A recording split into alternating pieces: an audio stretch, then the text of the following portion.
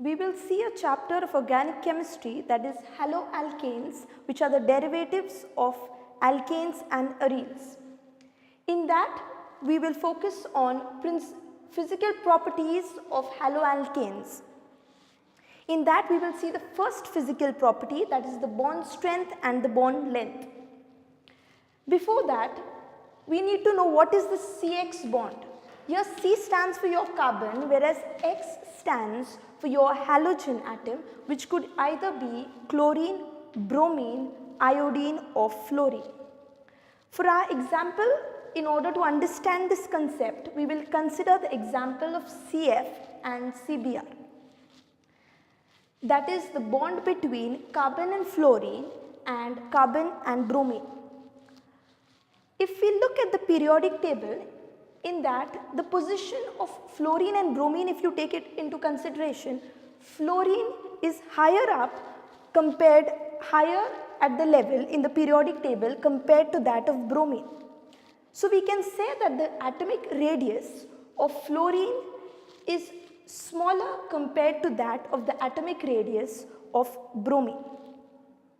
Now this size of an atom, which is the atomic radius, plays a very important role in this bond strength and bond length. What it says that as the size of your atom goes on increasing from fluorine to iodine, what happens is the strength of that atom goes on decreasing. So we can see that because the length of this bond of CF is smaller, its strength is much more than that of the CBr bond. Now we will come to the hybridization taking place at this C, that is carbon. It's an sp3 hybridization.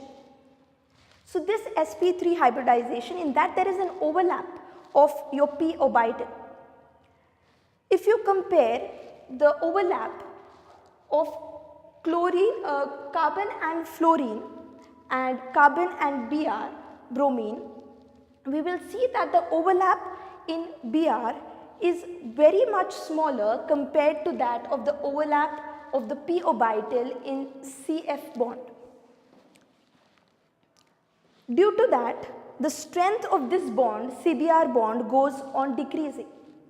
If we take a clear study of, for an example, we will consider methane, and we will replace every hydrogen by an halogen. We've considered an example right here.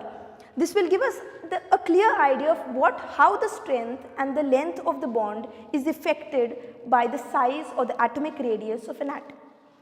So if you consider for methyl fluoride, the bond length is the minimum. It is measured in Armstrong, and whereas the bond strength is maximum for methyl fluoride. As we move downwards towards methyl iodide, the bond length goes on increasing and it is maximum at methyl iodide.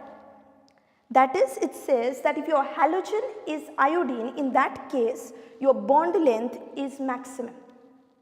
Whereas the bond strength goes on decreasing as we move from fluorine to iodine, and it is minimum at methyl iodide. Under physical properties, we will see now the polarity of the CX bond. We will see why is it called a polarized bond. For that, let's consider the CX bond, in that the carbon and halogen atom develop charges. This halogen is highly electronegative compared to the carbon. So it develops a partial negative charge, say as minus delta, whereas the carbon develops a charge as plus delta.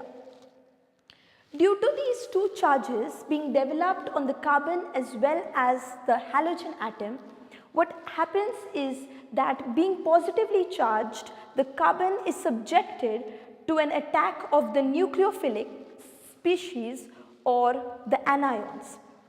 Whereas the halogens being negatively charged or being developed by a partial negative minus delta charge, what happens is it will be attacked by the cations or the other electron deficient or we can say as positively charged species.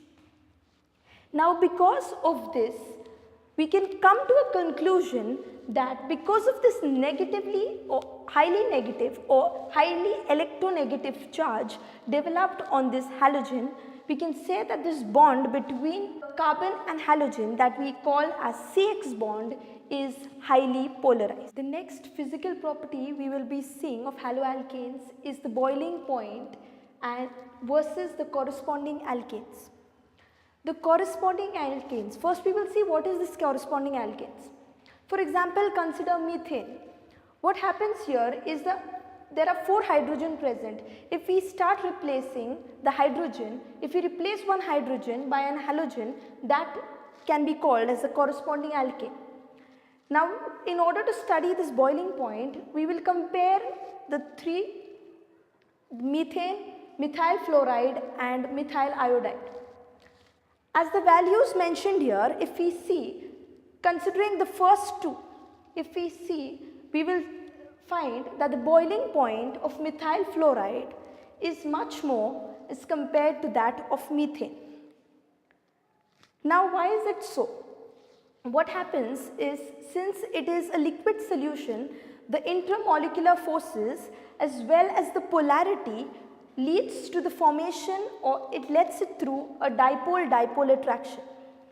As considering an example of methyl fluoride right here, as seen, it develops a polarity of minus delta, whereas carbon develops a polarity of plus delta, and there is a formation of the CF bond here. Now since it is a liquid solution, there will be many such more bonds being formed.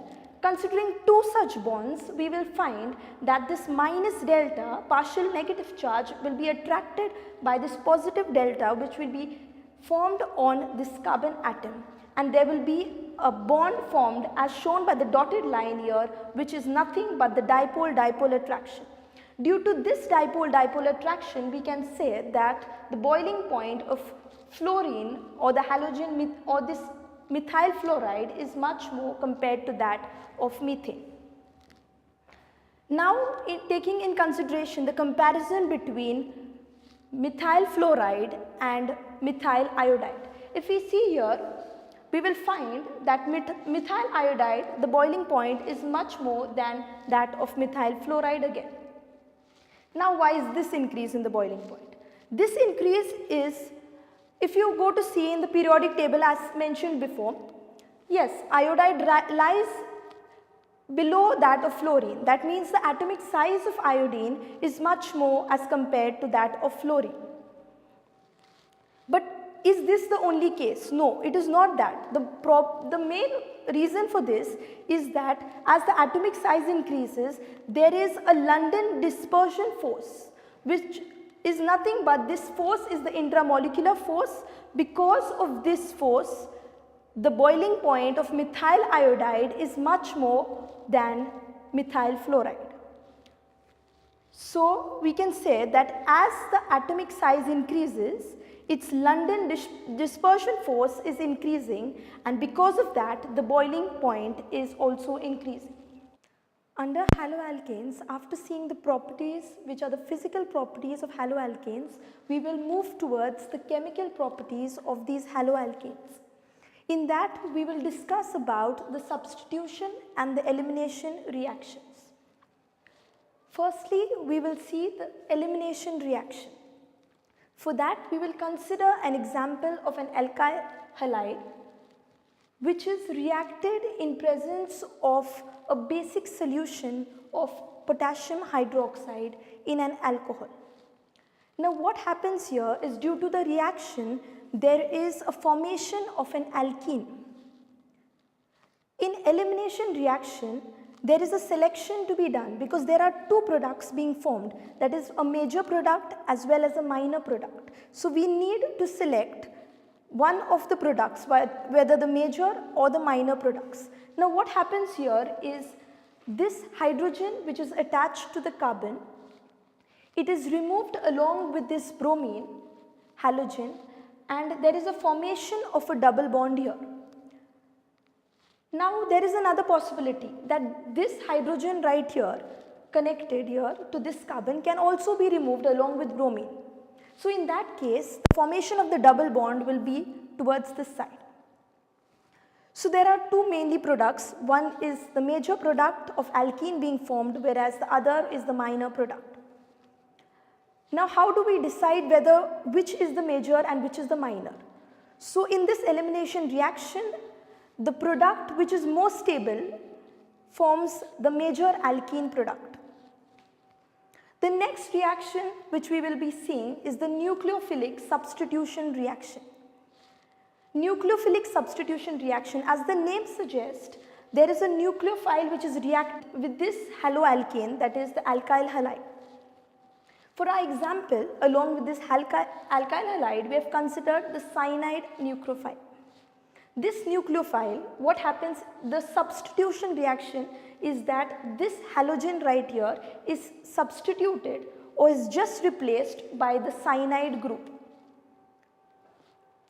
Now this nucleophile could be any of the, you could have an hydroxide group, SH group or NO2 group according to the reacting nucleophile. So as the nucleophile being used in your product or as the nucleophile be reacting in your product, so is the product being formed as the result. So the general expression for this substitution reaction with an alkyl halide will be represented by in this form. There will be some nucleophile which could be anything. It could be either a cyanide group, hydroxide group, a SH group or NO2 group. So this will be your nucleophile. It will react with your alkyl halide and it will result in just substituting this halogen with the nucleophile and you will get some end product. Now we will see some examples on this nucleophilic substitution reaction as we have studied before. These reactions are also known as the SN reactions. For example, we consider propyl bromide. This alkyl halide, we are reacting it with a set of nucleophiles. Consider the first case where your nucleophile is potassium cyanide.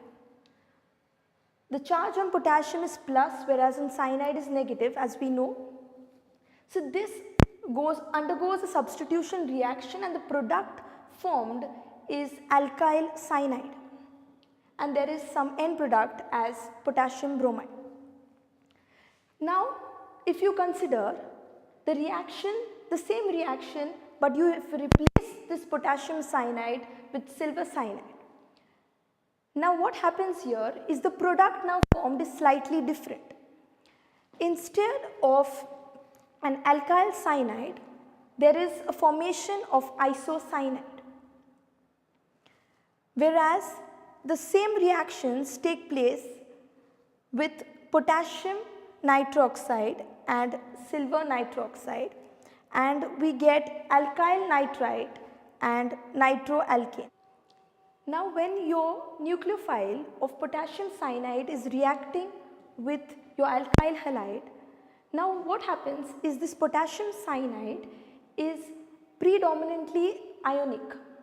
So it releases the cyanide ions in the solution. Now these cyanide ions, they are highly nucleophilic substances and because of that they combine or bond at the carbon side and there is a formation of a major product. Whereas in case of silver cyanide, what happens is it is a covalent, it is highly covalent, so there is a formation of a major product as isocyanide and that's why these two products formed are different.